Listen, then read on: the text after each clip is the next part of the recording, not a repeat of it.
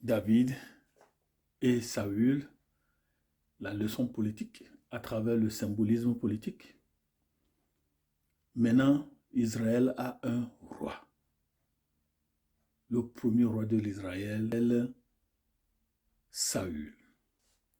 Alors, sur cette volonté populaire, les gens ont l'habitude de dire Vox Populo, Vox Dei, la voix du peuple, c'est la voix de Dieu. Ici, la voix du peuple n'est pas la voix de Dieu. La majorité n'est pas nécessairement la voix de Dieu.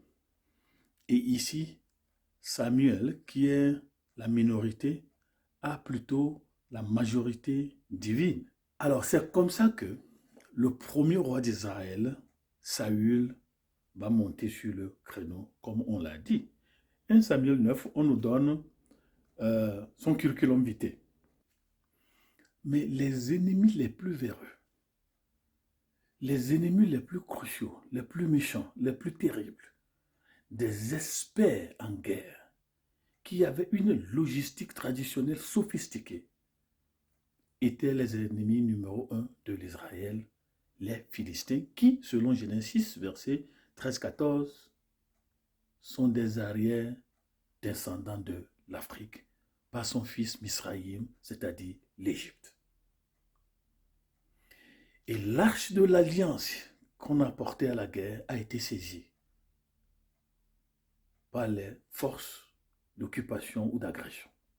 Donc, lorsque Dieu, sur son décret, demande à Samuel de donner à l'Israël un roi, Dieu lui a donné ce que j'appelle la carte d'identité d'un dictateur.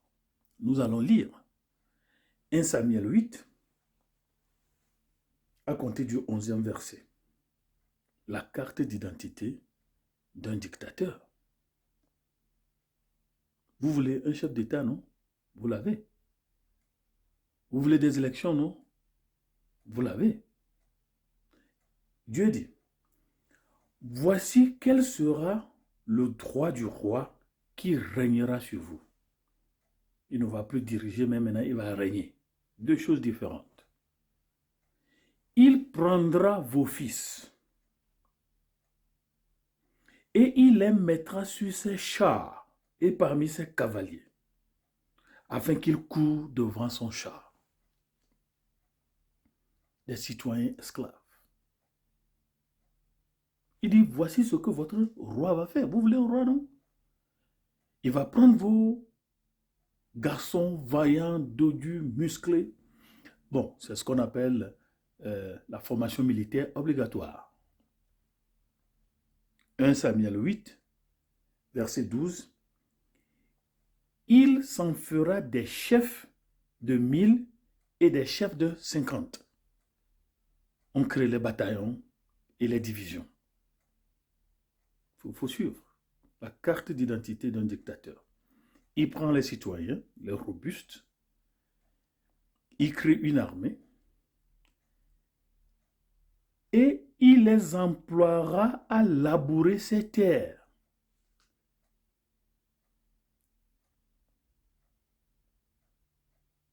La révolution verte et l'intensification de l'agriculture à la sueur de vos enfants.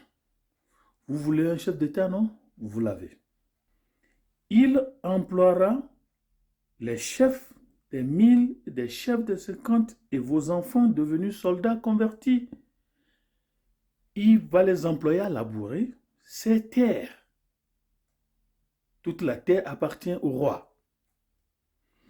À récolter ses moissons, à fabriquer ses armes de guerre et l'attirail de ses chars. Donc, il y a formation militaire obligatoire. Donc, on a maintenant l'industrie mécanique de développement d'arsenaux militaires. On a des centres de physique, d'études des armes de guerre. Ça, c'est pour vos garçons. Maintenant, pour vos filles, il va en faire des parfumeuses, des cuisinières et des boulangères. La carte d'identité d'un dictateur. 1 Samuel 8, Verset 14, il dit, il prendra la meilleure partie de vos champs et vos vignes et vos oliviers et la donnera à ses serviteurs. Ça, c'est une armée personnelle du chef de l'État, mais nourrie des taxes des citoyens. Vous allez payer des dividendes, la première partie de la moisson, parce que le roi a des serviteurs qu'il doit nourrir. Carte d'identité d'un dictateur. Verset 16, 1 Samuel 8. Il prendra vos serviteurs et vos servantes, vos meilleurs bœufs et vos ânes, et s'en servira pour ses travaux, la charrue et le transport. C'est vous qui allez faire ça. Vous voulez un roi, non? Vous l'avez.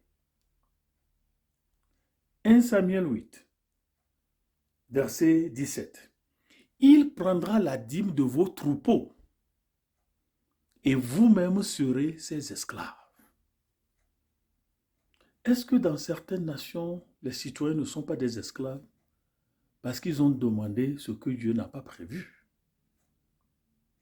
Nous voulons être comme les autres nations. Vous voulez un roi? Israël, vous l'avez. 18.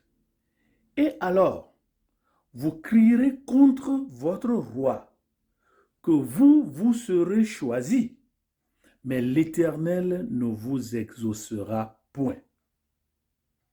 Après la présentation de la carte d'identité du dictateur, premier roi d'Israël, après la lecture des 5 premiers articles de la constitution de la royauté, le peuple refusa toujours d'abdiquer. Verset 19, le peuple refusa d'écouter la voix de Samuel.